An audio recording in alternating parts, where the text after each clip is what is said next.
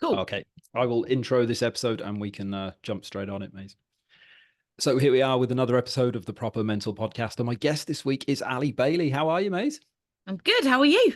I'm good, mate. I'm really good. Yeah, it's lovely to meet you. It's a little bit, it's always a bit strange, right? Because I've just been reading your book and I've just finished it the other week, and then obviously we're talking straight after it. So I feel like a little bit like I know you, and obviously we've never met before.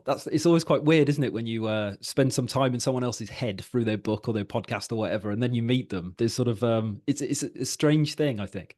It is, and it's kind of like some people have been asking me this, like, what's it like to have people like now coming up to me being like, feeling like they know you? Because they do. Like, I get a lot of people who are like, because I'm quite prolific on Instagram in that I'm always on it, or I'm like always. It's mainly running. It's all like, look, I'm out running with my dog, or I'm doing this, or I'm doing that. So I feel like people do know me, but I get that like, no, you don't. I'm like, but Ali, they do, because you've literally written everything down in that book, and you've literally put everything on Instagram. So yeah, I suppose there's always a little bit that people don't know, and I think it always feels a little bit like you're letting loads of strangers in, but yeah, I mean, basically, if you've read the book, then you sort of do know what's going on. Yeah. It's all there. There's no surprises. It's not like I'm different in real life. Yeah, it's such a weird thing, isn't it, when like someone knows so much about you, but you know nothing about them, like not even their name. Like But it's such a strange the thing. weirdest thing is you don't know who's read the book. So sometimes people come up to you and go, I've read the book. And you're like, cool. Other times people say nothing until you're like 45 minutes into a conversation, or you've been with them for 4 hours. Like yesterday, I was on a shoot with a load of Innovate athletes most of them, all of them actually, who I really respect. And I'm like, they wouldn't have read the book. I know one of them has. But then halfway through the day, one of them's like, you know how you say in your book? And I'm like, what? Like, because I didn't know. So it's like, I feel like people should have to say, when you've written a book, I've read your book, they should have to say it, or have a sticker, a special sticker that says, well done, I've finished the book. Yeah, it'd be handy. I suppose you don't want to be that person who walks around going, "Oh, I have written a book." You might. Yeah, they ask you something, you're like, have you not read my book? Like, you just sound like an absolute knob, don't you? So, yeah. Yeah, someone asks you a question and you're like, "It's in the book. Just go and buy it." Like, The I'm worst not thing answering that. is when people pretend they've read the book. Right? Yeah. Yeah. And then you're like, and then they haven't, especially on podcasts, especially on podcasts. Yeah, you'll have to test me. I've got Yeah. it here. I can put my hand on it. Yeah, But Tom. We get like a few little nuggets might slide in, and then you'll be like, and I'll be like, that's not in the book though. So I'm just yeah. messing with you. Keeping me on my toes. Yeah. Yeah. I was thinking if someone's going to give up like an hour of their time to come and talk to me about their darkest secrets, then the least I can do is spend 12 quid on your book, right? That Yeah. kind of makes sense to me. And read it. Don't do that thing when And you buy read it, put it on your shelf, and then just think that by osmosis, it will make you better. Like I've done that with so many self-help books where I'm like, I've bought the book now, so I'll just put it on the shelf. Then it'll just in the night creep into my brain and everything will get better. It doesn't. Yeah, that's so true. I went through a phase where I probably bought every book in the Amazon top 50 self-help, and I read them all. I didn't do anything with that information. I read them, I carried around, I quoted them at people, like people, I'd give other people advice. Oh, have you read this book? Oh, it's Mm-hmm. fantastic. But really, I was doing absolutely nothing, and behind the scenes, still a complete mess. I think it's quite common, isn't it? Oh my God. Like there's a whole chapter in my book about it. Like when I talk about like the knowing doing gap stuff, because it's like you read something. So imagine if when you went to school and you did your GCSE French, you read that tricolor book. You're probably younger than me and don't know what tricolor is, but the We're the same tricolor age. book, Yeah. right, great. So remember tricolor? It was Yes. awful. It's like reading that once, then going and sitting your GCSE French exam. It's like you're going to fail. And it's the same with all those books. It's like you have to read them and then do the work. And I talk about doing the work with my clients all the time. And the thing about the work is it never ends, because you have to do it all the time. You have to remind yourself, actually, those are just thoughts, or actually, this is the way my brain's working, or I'm recognizing these patterns and I'm gonna, stage a little brain intervention. If you don't, then it's never going to work, is it? And you're just going to end up, and I think that's how the self-help industry actually works. It doesn't explain this to people, so it just keeps churning out books, and people keep buying the fucking books. And it's like, no, if you just read the ones that you really get on with and do the work, it does work. Yeah. Yeah, I think as well, because we come to these things from a place of crisis, right? But once you get out of that crisis and you're doing the work, you level up, right? You can't help it. You can't read the books and do the work and go to therapy and do all the things. You have to level up if you're doing it properly. And I Mm-hmm. always think of it as like like an Xbox game or something, right? And you go to the next level, and then you're not quite sure what the controls do anymore, and you're shit Yeah, at the start, and then you keep yeah, going and keep going, you get better, get to the final boss, he kills you off about 6 times, and then you yeah, crack it, then it's the next level, and that's solid again. yeah, And it's like that, isn't it? You're constantly thinking, oh, I've cracked this, I am so wise. And yeah. then all of a sudden, like the shit hits the fan, and you're like, no, I'm not wise. I've just leveled up, and I'm at the start of this level, and I have no clue what's Mm. going on. Yeah. And then you get to the end of the game, you think you've completed it, and they release another one, and you're like, and that's how it is. Like, there's always something that is gonna surprise you. And I had a situation last night when I got home and I sat down and I was like in such a good mood, and something happened that like triggered me, and I suddenly, the rage started, the little fire of like anger started, and I'm like, oh, I didn't expect that, and I had to sit with it for like 45 minutes, like just sit with it, like talking to it and being like, this is okay because you've recognized it. What you've not done is acted on it. What you've not done is like, God, oh God, life is terrible. You're actually like listening to the thoughts and feeling the feelings, which is way better than what I used to do, which was just drink 4 bottles of rosé and try and make it go away.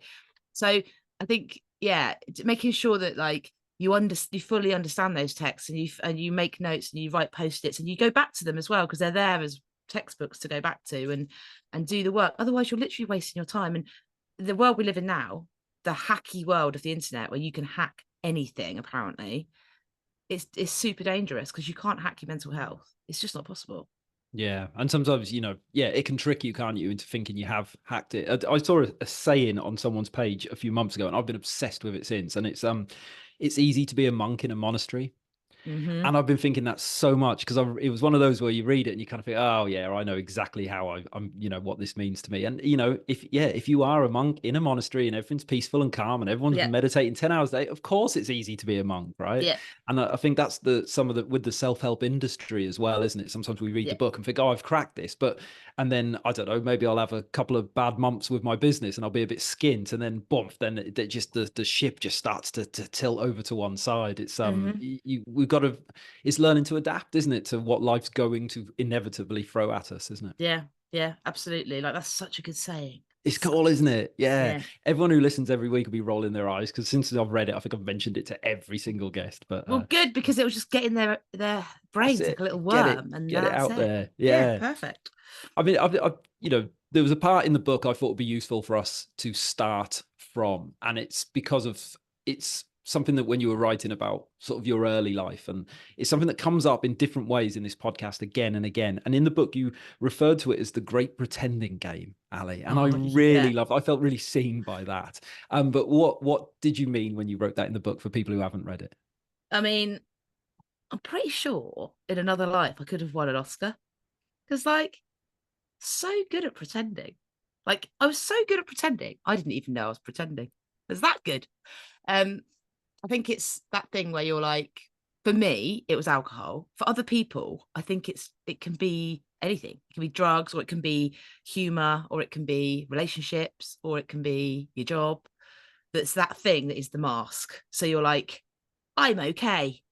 And I use the alcohol, and then I use the running to like pretend that, or to show people that I was all right.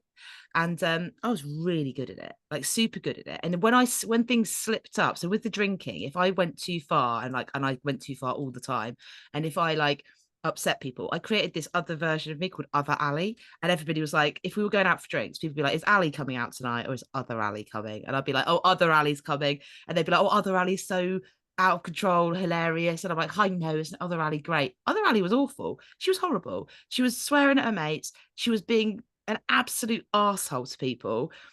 But I sort of was like, oh, that's all right, isn't it? Because it's another persona. I think a lot of people do that. And then, with the running, it was like, well, you can't run ultramarathons and be an alcoholic. So it was very easy to pretend that everything was okay. It was just really easy. I was really good at it. And I could pretend to partners, family members, friends, myself. I was so good at it. But Yeah. deep down, I knew it was bollocks. Like I knew it was bollocks. It's that uncomfortable, almost like a dirty river running through you, where you're like, I know this is bollocks, and I don't know how long I can keep it up for. Yeah. The thing is, and I'm an ex-drinker as well, Ali, so I know a thing or two about this. But you can drink is great because you can always blame it. You can Yeah. always, your behavior can be horrendous. And then you say, oh, it was just because I was pissed. And everyone Yeah. lets you off. It's And not your fault, is it, Tom? Come on, it's not your fault. You were just having a good time. yeah, you were just drunk. Yeah. Yeah. Everybody was doing it. Like, oh, I didn't mean it, mate. And it's like, how many I didn't mean it, mates, can you have? Because the thing is, you do mean it because you might be really, really drunk, but that's when your inhibitions fall. So that's when the real you comes out. And I think that's the worst bit. Like, people are like, oh, you didn't mean it, you were drunk. You did mean it because you were drunk. So the mask fell and you said what you thought. And that's awful for people to have to deal with. I used to do it all the time. All the Yeah. time. Yeah, and drinkers often gravitate towards other drinkers, and Yeah. and you all enable each other, right? So Oh my God, so bad. And like, I was the person that used to go, people thought I was the one that went for a drink with them, but I went for a drink with everybody. And I say that a lot. So I would plan my evening of, right, after work, I'll go for a drink with this person. And then they'll go home because they're a grown up. So then I'll meet this person from a different record label. And then that person would have gone home. And this person comes out later. So I'll go meet that person. I'd end up meeting 4 different social groups, 4 different people. They'd all think that I had come for a drink with them, but I'd already been on it. I do it all the time.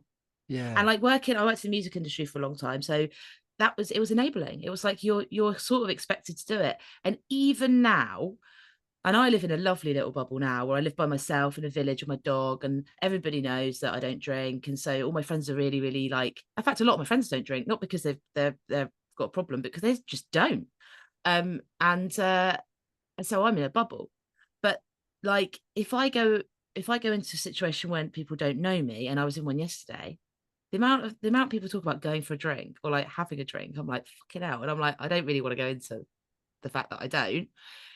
Because when you're in a pub with someone you don't know and they say, do you want a drink? You say, yeah, can I have an orange juice and lemonade? They're like, well, why aren't you drinking?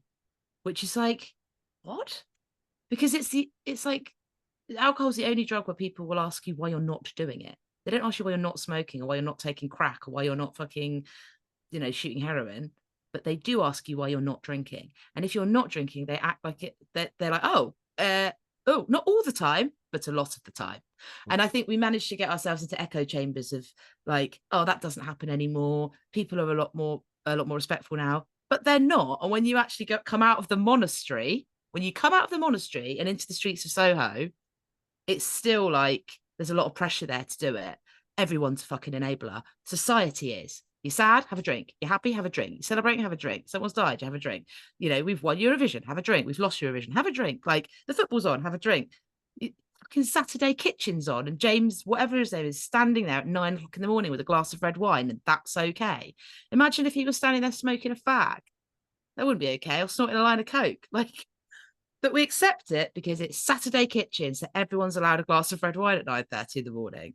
It's mental. And I think it's really important to keep that front and center that societally, I might be okay in my echo chamber, but there's lots of people out there really struggling with addiction issues and not getting the help they need. And I've spoken to a couple of mates about it recently who are like, I really want to cut back drinking, but I'm going to lose friends over it because already my friends are like, oh, you're going to be really fucking boring. Aren't you going to come out on a Friday night? And they're like, these are grown up people who are like, I just don't know what to say to them because I just don't want to do it anymore. But it seems like the string that holds us together. Um, Sorry about that. That was a bit of a rant. no, not at all. I think it's such a valid point, because it's easy to sit, and there's a real narrative around sobriety that's like, I quit drinking now, my life is fucking amazing, and Mm. it's that wasn't the case for me. Firstly, it took me 2 years to stop, Mm-hmm.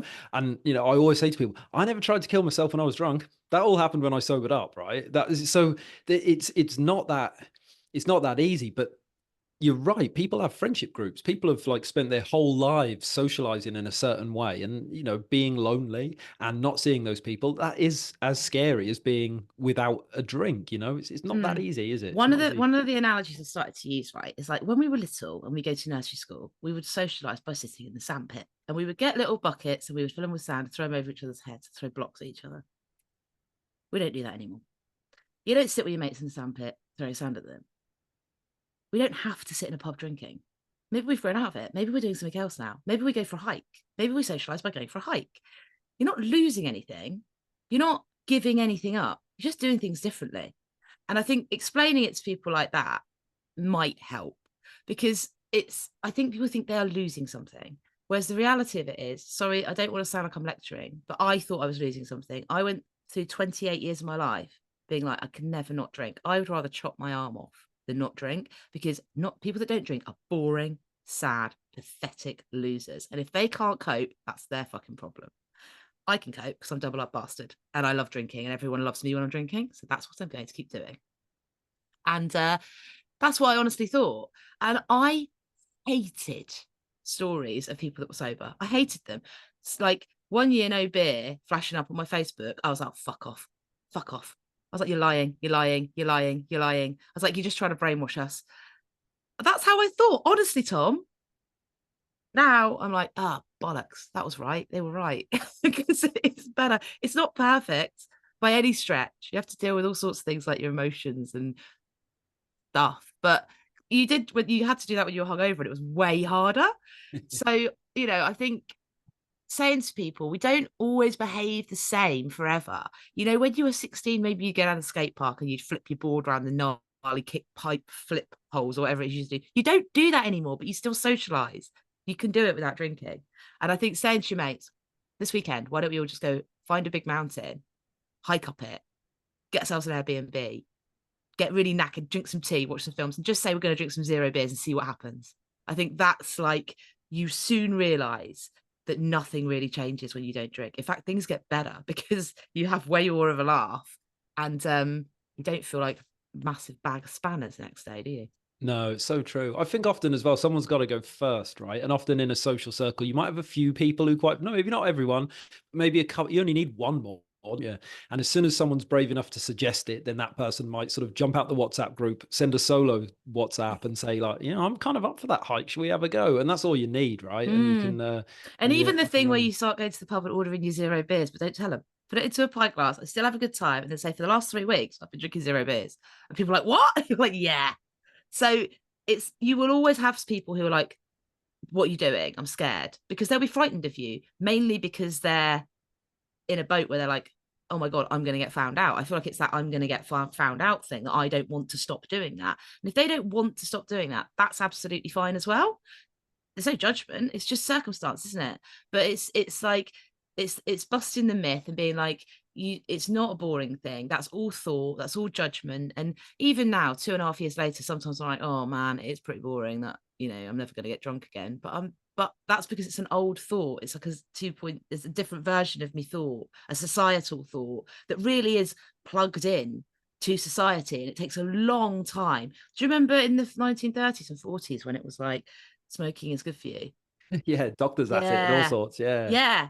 And it took until now in 2024 for us to be like, really, smoking is really, really bad for you. That's a long, long, long time. And I think it's going to be the same with alcohol, because the alcohol industry is so huge and so much money is made from it, that it might take even longer. But yeah, do you remember when we used to like, cigarette brands would like sponsor Formula One cars?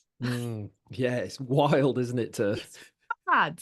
I was smoking cigarettes up until 6 months ago, not because I thought that they were good for me, but I still was. And now when I'm out and I see someone smoking, it's like a rarity. It's like, oh my God, it's like someone in a zoo. So it does take a really long time, but it's about you and about how happy you are. And I'm perfectly fine as I am now. I can't ever see a time when I would go back to drinking. I mean, say that's one day at a time, but everything is better. Like, everything's not perfect, but everything is better, way better. Yeah, that makes a lot of sense. I suppose to kind of move us on a little bit, I'm going to ask a two-in-one question. But how did you come to be working in the music industry? And when you got there, were you bringing drinking as a coping mechanism with you, Ali, when you arrived in the music industry? So I had this dream from the age of like 14. I'm 42. So when I was like 14, 13, 14, there was all these magazines like Smash Hits and Big and Just 17. And they all had like little bits about what people did for a living. And there was a girl that was a press officer for E17 at their record label. And I was like, oh, I want to do that job. I want to be a press officer. I didn't know what press officer was, but I was like, I loved music. And I thought if I could I always felt like I wasn't enough. I always felt like I didn't fit in. And I thought, I was bullied, classic story, I was bullied at school and like I felt like I wanted to do that I'll show them thing. So I was like, if I could get a job in a record label, I'll show them. All those girls that bullied me at school, they'll fucking see how cool I am. I know I'm cool. I wasn't cool. So I applied and applied and applied and applied for 7 years after I left uni. I went to uni at Goldsmiths in London, which is where Blur went, because I thought, well, if Blur have been here, then that will rub off on me. I didn't want to be in a band. I just wanted to like work at a label. I did loads of silly things like put on club nights. I moved to East London. I was like, proper absolute scummer in the noughties, like drinking all the time, hanging out with loads of people in bands. It was awful, but great. I got some very funny stories that I probably can't say on this podcast. But eventually I managed to get a job at a record label, but it was 7 years of applying and 7 years of rejection from every record company in the country. And eventually I got this job at Atlantic Records, and I was 27. I had to take a 10 grand pay cut from what I was doing. So I was 27. I was living in London. I was earning 17 grand a year. It was horrendous. It was so bad. I had all these debts hanging over my head from uni, but still I did it. And I think I was like, a dark part of me took the alcohol in with me and thought, well, it's okay to do it here, isn't it? It was like motivated bias. It's like, it's all right to do it here because it's a record label, they'll expect it, so it's not going to be a problem, it's going to be normalized. Guess what? It was. So I still don't know if I was doing it more than everyone else. I still don't know. I've still got friends who I worked with in those early days at Atlantic Records who still work in music now. And one of them messaged me the other day and he's like, I've got such a bad booze problem and I've had it since me and you first met. So he's had it for like 17 years. He's still got it. He's still working in music. He's really high up. He's like, I don't know what to do about it. I've just read your book. I don't know what to do about it. He's got 2 kids, a missus. I'm like, Wow. I can't help. Like, all I can do is tell you to stop. That's all I can do. And you've got loads of money, and you've got access to rehabs, you've got all this stuff. But so I don't know how bad everyone else was, but for me, getting into music was a dream. And when I got in there, I was just like whacked with the starstruck button. So any bad behavior that went on, and a lot of bad behavior did go on, I just ignored. And I just was like, I did feel like I didn't fit in a lot of the time because I just couldn't believe I was so lucky to get this job. What I didn't believe was that I deserved the job or that I'd been given it because I was the right person for it. They kept telling me I was lucky. And like, they do that because you're on such a shit wage and you're made to do such shit things that they're like, well, 150 people would want to do your job. So you just suck it up, buttercup. And which in any other industry, imagine if they said that in nursing. I mean, you're really lucky to have this job. There's 100 people want this job. So suck it up. You'd be like, I'm going to HR, mate. Like, you can't talk to people like that. But in the media industries or the creative industries, that happens all the time.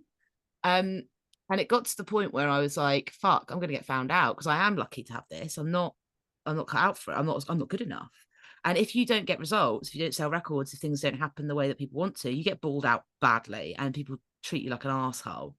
And that was happening a lot. So I was like, I'll just drink more because I can't cope with these feelings. I don't like the feelings. Just bury the feelings. Good times. Have good times. Get drunk. That didn't work because then the feelings come back the next day and then you have to keep drinking. And like I remember there's a line in a song about drinking to drown your demons and then they just float to the top and there's more of them. And you're like, fucking, it's like whack-a-mole. And yeah, it wasn't great. And it took me a really long time to get out of it because I was like, this is my blood. Music is my blood. It was very dramatic. And I was like, it was like being at a cult. I believed I couldn't do anything else. I believed I was a girl at the record label. It took me a really long time to get out of it. And it wasn't really until I started like running and doing some outdoor stuff that I started to get clarity on the fact that I didn't need to be there. And there was another option for me. And yeah, it was horrible. It was really horrible. There were some fun times. Probably 20% of it was fun, but like 80% of it was so damaging and rubbish. And the worst thing is I look now at the people that are still there and it's very similar. There's a lot more mental health provision now because they're like, oh, bollocks, we better put this in because it's a thing. I think in most industries there's mental health provision, isn't there? Like, but it's still like very exploitative and like it looks glamorous from the outside, but on the inside it's just rotting. And there's so many, attempts at Me Too's and things like that with music that I'm like, this is all going to come out at some point, but there's so much protection within it as well that it's like, well, it's not this time. Well, every time the BBC news page has a Me Too story about the music industry, I'm like, will it be this time? Oh, no, it's not. It must have happened 8 times. And then their lawyers come in and shut it down. But it will happen at some point and people will see it's just like the film industry. It's so Yeah. exploitative, not just for the artists, but for the people working at the labels and working at the studios and working in A&R. It's just awful. It's not a place for someone that isn't confident to be. Yeah. It's wild, isn't it? With like any organization, any business or whatever, when they create an environment that causes people to suffer with their mental health and then whack on some mental health stuff at the end. It's like, we'll do this to you, and then you can go and just do this course. It's like, well, let's change the other bit before we It's a start it's a bit like tagging the it on. it's a bit like the booze industry though. Have this, have it, have some, have it when everything's good, have it when everything's bad. Look at all of the beautiful people dancing around with their Bacardi breezes. Have it on holiday when you're not on holiday. Don't get addicted to it. If you get addicted to it, it's your problem, not ours, yours. All right? It's fucking addictive substance.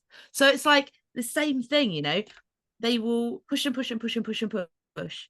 And then when you can't cope, they'll deny all responsibility and be like, something wrong with you. You're defective. Yeah. It's very common as well, isn't it, that as humans we end up in that position where we're kind of clinging on to some ideal because we really want it to be true, right? We want it to, it's so important to work in the music industry and it's going to be amazing and all the best. And that deep down, your life will be better if you leave and walk away, but you Mm-hmm. can't, right? And Yeah, that that can be a myth. job, That a myth of like, I was relationship. made to do this. I was made to do it. Like a relationship. I was made to be with you. It's like, no, you weren't. Yeah. But there's a comfort in that, right? It's Yeah. like, I know my life is shit, but I know every inch of this shit. And if I make the decision to step out of this shit colored door, I Mm-hmm. don't know what's on the other side. And it might be shitter. That's what your brain tells you, right? To try and get you to stay Mm. there and suffer. Because we're good at suffering, aren't we? We can low key suffer for a very, very long time. And the idea of like sort of breaking out of our own little echo chamber and trying to get well or do something else or change our environment, that's so hard to do, isn't it? So Yeah, hard. but I like that. I'm actually writing it on a post-it note. We can low key suffer for a very long time because that's what endurance running is like. You can low, but you know when it's going to end because you're like, it's going to end after 100K. It's going to end after 100 miles. So it's always like a test of how much low key suffering you can take. But you're right, but the horrible irony is when your brain is saying to you, stay here, stay here, stay here, stay here, it's trying to protect you from what's behind that other door. But in trying to protect you, it's actually just fucking you even more. So it's about understanding that, isn't it? And understanding that all your brain is trying to do is protect you, but to question it and be like, I understand you're trying to protect me like an overprotective dad, but I don't need you to do that now. Like I'm going to make this decision. And that's really a really hard thing to do, especially when you're pissed or hungover or depressed or like ill, because you don't have the capability to do it, do you? Same with Mm. relationships when you're stuck in relationships that aren't good for you. Like, but I don't want to be alone. And it's like, because your brain's like, don't be alone. Being alone is the worst you can be. Again, a societal thing that's said to us, being alone is the worst thing that can happen to you. Loneliness is awful. And it's like, why are you telling me that before I've even had a go at it? Because it might be nice. You told something is a one way, then that's how you believe it's going to be. And I'm quite big on belief, and I'm quite big on like why we believe these things, like our thoughts and like societal like messaging, when actually it's not based in any proof whatsoever. It's just like a control mechanism. Yeah, Um, that doesn't stand up to the scrutiny that it should be under. Mm. yeah, it doesn't. It's like if you are alone, you are lonely. It's like that's not how it works. No, that's true. Because you can be in I think a lot of us who have been through a lot of this stuff have done it. You can be in a room full of people, a stadium full of people, and feel very fucking lonely, right? Like, Someone messaged me the other day who'd read the book. She said, I'm currently sitting in the Sony canteen. And I was like, ugh, the Sony canteen. A canteen where Little Mix will walk past you and Ollie Murs is getting a cup of tea. A place where I have never felt more lonely than in the Sony canteen. yeah, Horrible. I would not step foot back in there. Whereas people are like, I'd love to go in the Sony canteen. It must be amazing. Like with all sorts. It's like, no. Horrible place. Yeah, it doesn't sound like somewhere I'd like to go for a Yeah. lunch, to be honest. Very But expensive coffee and not very good. where does running enter the picture then, Ali, in amongst all this chaos? Well, I thought that running would save me. I thought running the London Marathon would change me. So I did, and it didn't. And I got into running because the doctor told me that maybe I should get some exercise because I was so suicidal and I hadn't got any exercise because I'd stopped getting exercise when I was told by my teachers that I was shit at it. So I stopped. And I think boys are quite encouraged to go and do like football or rugbies and things after school, but girls really aren't. Not back in the 90s they weren't. I think they are more now. So I didn't do any exercise from the age of like 11, 12 till like 27 at all, which isn't helpful. And so a doctor said to me, just get some exercise, go for a run or something. And I remember going for my first run, which was from my flat in Whitechapel down to Tower Bridge and back again. And I felt like I was going to die. But I felt like I was going to die, but I didn't feel like I wanted to die. So that was different from how I usually felt because I was so concentrated on not being hit by a bus or falling over, trying to breathe through the 60 fags a day I was smoking. And I was like, oh my God, I feel amazing. For like 10 minutes, I was like, I feel amazing. I managed to have a shower. And so I started doing it more, but not like just in a really like, oh, I'll just sort of secretly go out and do this. And then I always wanted to do London Marathon because everybody thinks, oh, I'll have a go at that once. So I did. And it just escalated from there. And it wasn't because it made me feel amazing. And I thought, and like, I was like, oh, I got to chase that high. It was because it gave me time to think. And it became like the only time that I wasn't frightened or anxious about something bad happening was when I was running. So it was hard work. I always found it hard. I still find it hard. It pisses me off when people are like, oh, you've replaced one addiction with another, because it's not how it works at all. Running's not an addiction. I don't feel like I'm going to die if I don't do it. In fact, half the time I don't want to do it. It's really hard work. Um, but it was all very time based doing road running, doing marathon running. It was like you have to get this time, you have to get that time. And then I found trail running, which is less time based and much more like chill out a bit and like look at the view, and there's hard hills and it's muddy and all that stuff. And I really loved the community around it because it was social, which meant I could drink. So I was able to go running and then have a drink with all my new friends, my new running friends. And so it became an enabler because I was like, oh, well, actually, my alcohol is can't be my alcoholism or whatever it is. I was like, I defined myself as a binge drinker at the time. Can't be that bad because I'm a runner and I can run marathons, fucking loads of them. Oh, and I can run ultra marathons, fucking loads of them. And people think I'm a machine. People think I'm amazing, and people think that like I'm crazy because of these things I do. And I'm still drinking exactly as much as I was before. Sometimes I'm drinking on races and smoking on races, and people think that I'm really cool, super rock and roll. Uh, was actually I was just really, really, really depressed and really, really, really unhappy. But I used it as a mask, and it worked for ages. Yeah. And like I say, it was an enabler because you go to those big races that are 12 hours long. There's always a beer tent there. There's always a cider tent there. People are always like socializing after, and you can move from person to person and just keep socializing. I even joined a running club where like drinking was the number one thing that we did, and running came second. So that's how it entered, and that's how it stayed. And it stayed like that for years. And I did some mental stuff while I was still drinking, stuff that I'm like, how the fuck did I manage that? But because I was numbing any emotion or feeling, I'd say for a good 7 or 8 years, I was totally numb to anything. I don't feel any pain. So I can actually do this stuff easier than I can now. Like doing it now is like, oh, my foot hurts. I'm tired. Oh, I feel awful. My brain's going mad. Whereas then it was like, oh, I'm just fucked anyway. So I might as well get myself more fucked. Yeah. I love that put sort of, I suppose, build the book around the idea that running can't save you, because it is such a common thing. I fell for it myself, after I was really, really ill. And then I started to get a bit better and I got good meds and I got good therapy. And I was like, right, the missing link now is going to be running. That's going to be sound. And I'm going to be one of those people that posts on Instagram about how good a runner I am.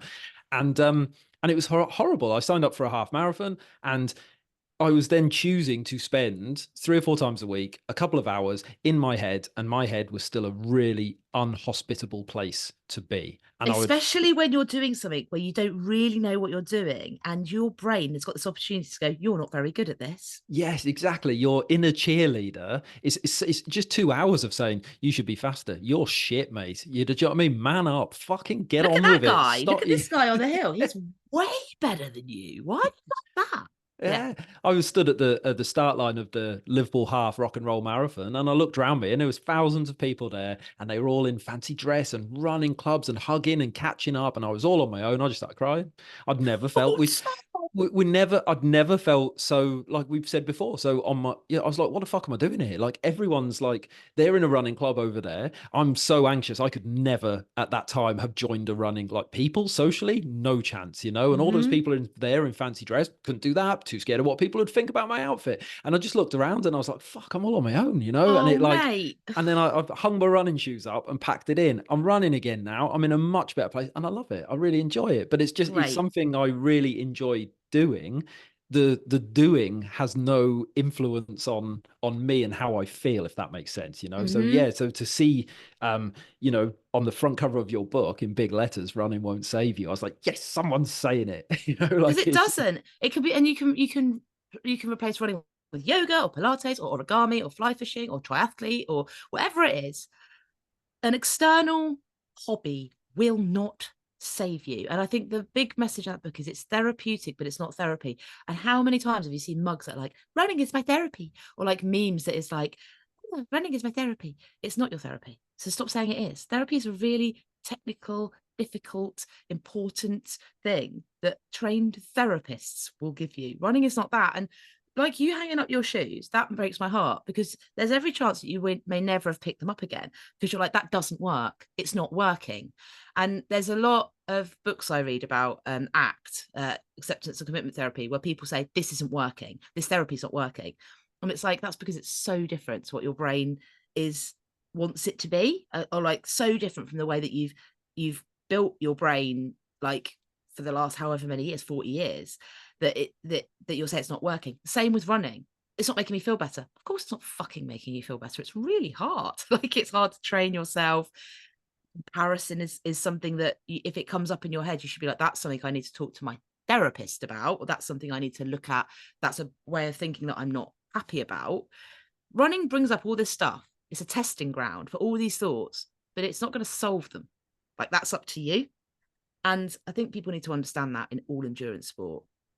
And a lot of people are like, do you think you're, I mean, when I say good at it, I'm good at finishing really hard races because of the depression or because of the drinking or because of the addiction.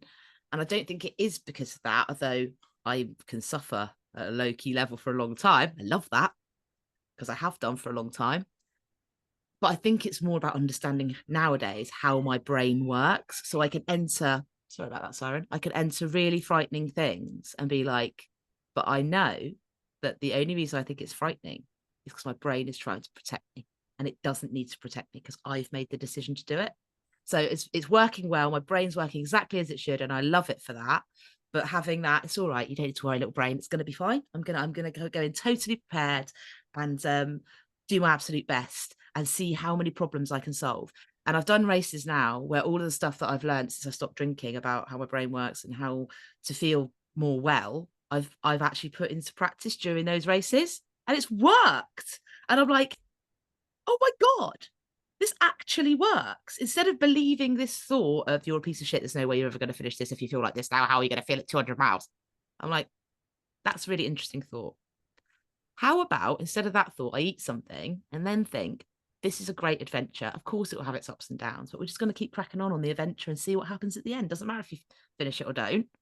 So let's put a podcast on and crack on instead of like, oh, I can't do it. It's being able to put that thought process into practice and be like, fuck, this stuff works. That's where running is therapeutic, because it's a good testing ground for stuff, I think. yeah, very much so. I love what you said then about seeing how many little problems I can solve. I love Mm. that. It's learning to trust your own innate ability to respond in the moment and look after yourself is something that's so good for us as humans. And that can be in anything, you know, like just trusting yourself to say, well, I'll probably get that right, you know, because if I look for evidence to back that up, then that's true. You know, I But started doing it. even in like something like a job interview, and someone throws you a curveball question, instead of going, "Oh fucking hell, I don't know," go saying, "That's a really interesting question. I'm so glad you've asked that. Like, I'd really like to talk more about like." It's just everything we do all the time is solving tiny problems, and everything we have around us we've created with our minds, whether that's our job, our house, our kids, our whatever it is. So our minds are incredibly like the neuroplasticity we have is just amazing. It's beyond anything we can comprehend. But we are so when we get depressed or when we get addicted or when we get really stuck in certain behaviors, we believe it is a certain way. And when you go and do these big running events, cycling events, challenges, you are presented with big problems all the time that you have to solve, but you're outside, you're not distracted, and you have to respond to them. That's the difference. And I think once you can do that in the outside adventure world, you can bring it into even talking your toddler around from wanting sweets to having carrots, you know? So Yeah, yeah. very much so. How did you go from that point, Ali, to be a very high functioning drunk runner to being where you are now, where you know this stuff and you've learned this stuff? Where's the gap in between? What happened there to get you to where you are now? There was an absolutely spectacular face skidding rock bottom. Like imagine an aeroplane landing and its fucking just front wheel just not and it just hitting the wrong way, just skidding in slow motion. That's sort of how it felt. Because I'd been like, I knew it was happening, this like spiral into absolute despair, probably for about a year. But I was like, no, no, no. I was like, something will happen, something will happen, something will happen, something will happen. And the thing that I thought would happen would be that I was in a relationship with someone I shouldn't have been in a relationship with. And I thought that would save me. That not so much. And it reached a really awful head when one day I was like, I've had enough, I'm going to kill myself. And I'd already said that a number of times and I'd already tried it a number of times. But this time I entered that state of anhedonia, that state where you don't give a shit about anything. You're just, I'm going to do it now. And that's the state where you don't feel anything for anyone. I've got a dog called Pickle and I love her more than anything on earth. But even looking at her, I felt nothing. That's how you know that state. And it's a state that people go into before they do that. And I told someone, and they went, "You have to sort this out now." And it was basically an intervention situation where people were called in and they drove me back to my to Somerset. I was living in Yorkshire, and they threw me into like my ex-boyfriend's house, and they were like, "Sort that out," and then they left. And he was like, "Shit." And then I had to spend 10 weeks getting better. And everything had just fallen down around my ears. And I spent like 4 or 5 days just like curled up in bed, being fed soup like a fucking some sort of weird film character, crying with someone checking that I hadn't killed myself every hour. As I sort of started to like sober up, which was horrendous, I started to understand that I didn't want to be dead. Like I just wanted to feel better. And so and I started to feel things for my dog again, and I started to feel things for people again. It took ages. Maybe took 4 or 5 days, and then my mum got involved, and then I was like, I need to get well. And I still don't know. And I had a conversation with someone the other day about this. I still don't know what it was that made me want to get well, but I really wanted to get well. And it was 10 weeks of doing nothing, jigsaw puzzles, crying a lot. I didn't even go running. Um, doing some therapy. I did some ACT therapy with a psychiatrist and then picking up books and reading them and not even being like, what's going to happen tomorrow? Just being like, I just need to get through today. So it was jigsaw puzzles were brilliant because they're really good for your mind, like, because it's just today, just this piece. And eventually it got to the point where I was like, I feel well without the alcohol. 10 weeks it took. I feel like I can think about the future a little bit, but I never thought further than like the end of the week. I had to sort out getting myself a house. I had to sort out going back to Yorkshire. But people helped me. My mum helped me, and I kept it all to little chunks of just the end of the week, just the end of the week, not the future. And bit by bit, I clawed it back. And then I was like, "What the fuck am I going to do? I've lost everything. I've lost my job. I've lost the relationship. I've lost everything." And I'd read a lot about values, and I've been doing this ACT therapy, which talks a lot about your values and about like if you can understand what they are, it's really easy to start signposting your way to good behavior or to how would somebody that has these values behave. So instead of like drinking, someone that has these values wouldn't do that. They wouldn't numb themselves. They would do it this way, and then you act that way. It's like away and towards moves, basically. And that's what I did. And I was like, all I want to do is help people. That's all I want to do. And some people had asked me if I would start coaching, and I was like, no, I don't have a coaching qualification. Turns out you don't need one. You just start. And I started, and I didn't think much of it. I thought it might be a few people, and I honestly thought I'd have to get a job in Amazon, but that's all right. I was like, I would like Amazon. I'm very organized, and I like running around with a trolley. I'm sure I love it. They might even give me a penny. That's how basic I got to. I was like, I don't care anymore about what people think or what I'm doing. I just want to be well. I just want it to be simple. But I didn't have to get a job in Amazon. And I still would actually, because I think I would like the trolleys, and I'd like sticking labels on things, and I'd like the machines. And I know Amazon is the devil, but I would just like to do 2 or 3 days there. The coaching picked up, and I ended up being a full-time running coach, which is mental because there's so many people that are not full-time running coaches because it's really hard to make a living out of doing it. Well, I've managed, and it's going really well. And I just loved doing that helping people thing, like helping people who thought, oh, I can't, I'll never run a half marathon, I'll never run a marathon. I've got clients that have gone from couch to 100 milers. And I'm like, that's incredible. And they never thought they could do it. And that's the crux of it. They never thought they could do it. And now they know they can do it. And they've done it themselves, but I facilitated that and I'd helped them to do it. And so that's what I love the most. That's why I wrote the book. So it wasn't easy. And I spoke to someone the other day that made out like it was. And I'm like, no, mate, I wasn't lucky. I never went back on drugs. I had to work my fucking balls off to get well. And I still every day have to work hard at being well. We all do. But the thing I get the most out of is helping other people. So that's what I'm going to do. And that's what I do every day.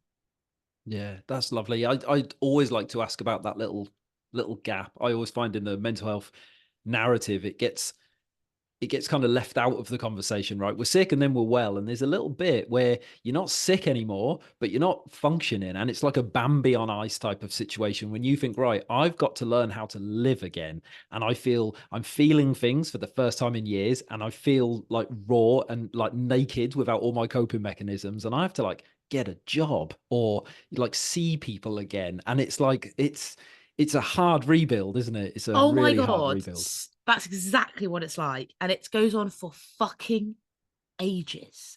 And the worst thing is there's never an end point. So even now, today, I'm like, I know that this week I've done too much. I've been everyone for everyone.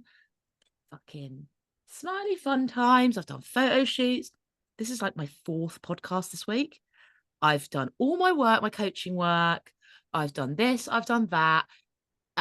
Tonight I've got to go and do a book signing talk thing with a load of people that I don't know. I've got to travel a lot. Then on Sunday I've got this. I'm like, you have fucked it. Like you're on the edge now. So today I'm like, I've had to strip out everything in the afternoon. And I'm like, you are going to have a nap. You're going to read some book. You're going to spend some time with the dog. You're going to have a cry. You're going to just look after yourself and just be. And you have to do that, don't you? You have to keep checking in on yourself and being like, what's going on? And the minute you feel like you're wobbling, you've got to go you've got to pull it back. And like, I think that's how my life will be going forward. There will be cancelled things. There will be, I'm not doing that things. There will be, I'd love to, but I need to just take some time for myself things, because I don't ever want to feel like that again. And I don't ever want to be in a situation where I think that drinking is the right thing to do again. And so it's ongoing work forever. I think that a lot of books and a lot of Instagram accounts and a lot of fucking films and a lot of narrative around mental health will say you're fixed, but you're never fucking fixed. Nobody ever is. And knowing that isn't scary, but it's there to be aware of. Yeah. So the minute anything comes up. Yeah. It's Like funny, last isn't it? night with that feeling, I was like, this isn't cool. I don't want to fucking feel like this. And I still feel like it this morning. And I'm like, oh, it's going to take like ages for me to work my way through it. But I will work my way through it because it's worth working my way through. Yeah. And I just think they miss that bit out, don't they? They like They to do, miss that bit yeah. out. Yeah, and learning to do it with compassion, right? So rather than saying like, "Oh, I fucked up and filled my diary too much because I'm a fucking idiot," it's like, Yeah. "Oh yeah, I'm just a human, and I've just maybe I shouldn't have said yes to that 3 months ago when I was having a great day, you know." And Hmm. and just being kind to yourself with it, but also juggling the two things. One thing I've felt early in my recovery is I was so scared of getting sick that I held myself back. So I'd get Yeah. amazing opportunities and I'd say, well, I can't do that. Do you want to come and do this thing? What time does it finish? 2 o'clock? Can't stay up that late. If I get tired, I'm fucked. You know, like it was, I was just, I was so scared. And it got to a You're point like where it was like, a baby. yeah, I You're thought like a this is little no life. baby. This Yeah. is no life. So Yeah. it's kind of, you have to have that compassion for yourself because if you're going to test those boundaries, you are going to fuck up at some point because that's Hmm. the whole, that's just what we do, isn't it? But Hmm. oh mate, I'm really conscious, especially now you've said that. I'm really conscious of your No, no, time. like don't be like But this is the stuff that I'm like, this is the stuff that is really important. But and like I'm gonna be completely fucking honest with you, Tom, because there's no point in not being honest about stuff like this. But it's like I just feel like people should know. And I think it scares them, especially when they're addicted to stuff, where they're like, oh, well, there's no point in me stopping them because it's gonna be really shit. It's not, it's fucking incredible. Like this, like the clarity you get, like the clearness of thought, like the things you appreciate, the things you see, like fuck, I appreciate like every little hair on my dog's head. Like I just look at her and I'm like touching her little eyelashes. I'm like, look at your eyelashes. Like I would never have felt like that before, but I do, and it's so worth it.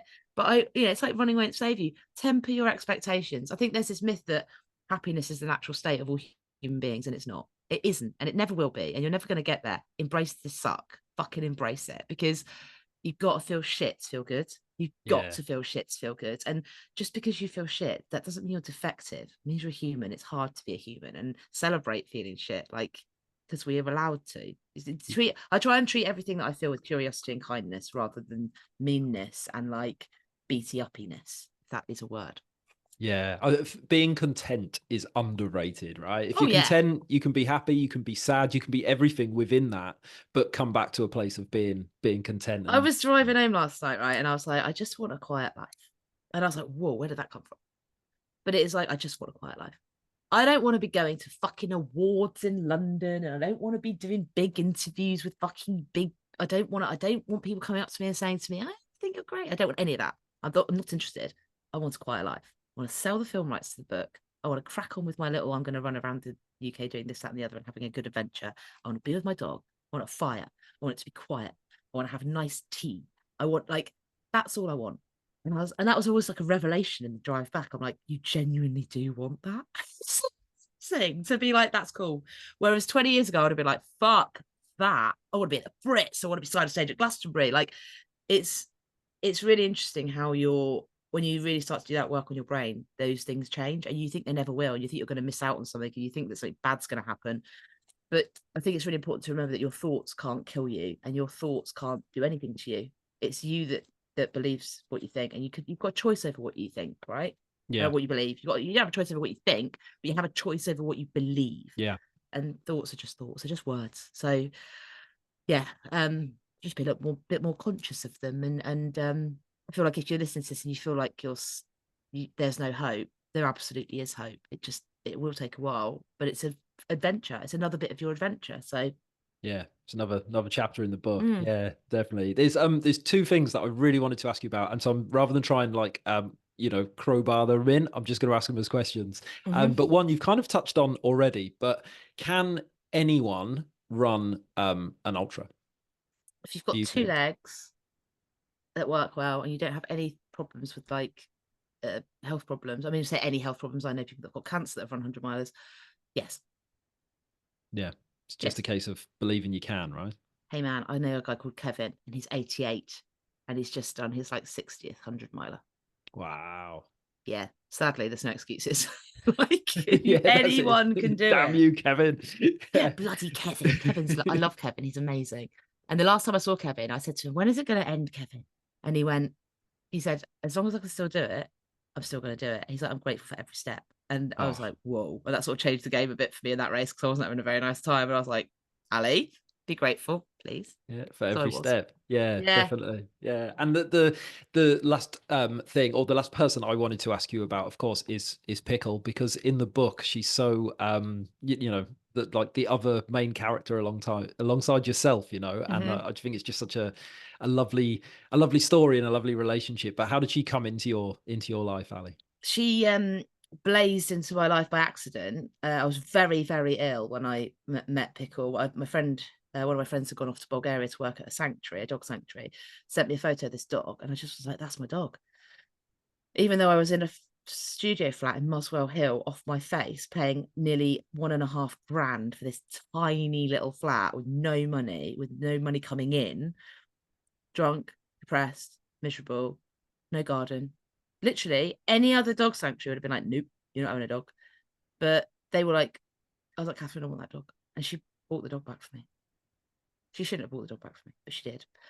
And that was it.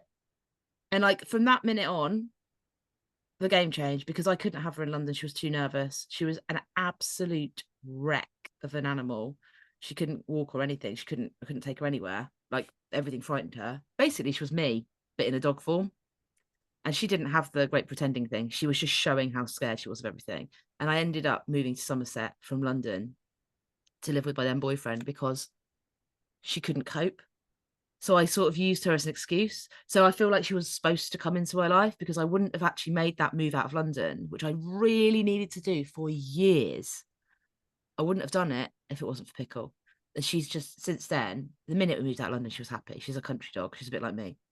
And since then we've gone on done ultras together. We've run every day together. She's my absolute best friend. She's like the queen of everything, and she's not actually here today because I'm traveling at the moment, so I'm off again this afternoon. She's at her dad's, and I feel terrible because she's not here. Last night was awful because she wasn't here, Oh, but mate.